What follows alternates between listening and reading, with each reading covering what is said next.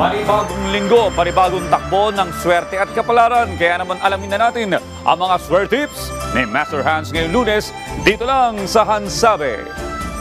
Rise and shine mga ka-respi, eto na po ang gabay, patnubay para lahat prediksyon ni Master Hans Kua ngayong araw ng Monday, April 28, 2025.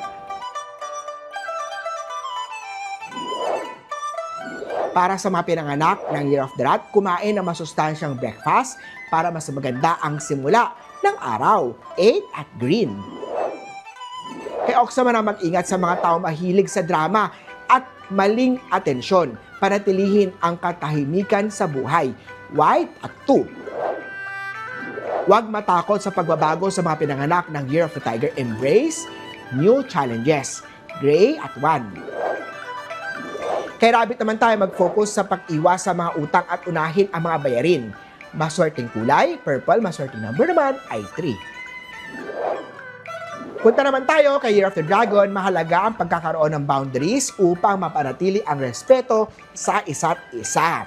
Orange at 5. Kay Snake naman tayo, ang pakikipag-collaborate sa mga kasamahan ang magdadala ng magandang resulta. Blue at 9. Iwasan ang sobrang caffeine para sa mga pinanganak ng Year of the Horse. Try drinking mga herbal tea para as alternative mo. Red at 7.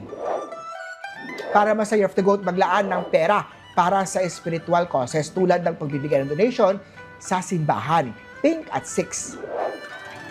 Kay Monkey naman, mag-focus sa quality ng trabaho kaysa sa quantity. Ito ay mapapansin ng boss. Yellow at 4. Para man sa mga pinanganak ng Year of the Rooster, know the red flag sa isang relasyon at huwag itong baliwalain. Brown at 2. Maglaan naman ng oras para sa tulog, magpahinga. Para sa Year of the Dog, mahalaga ang sapat na pagtulog at rest.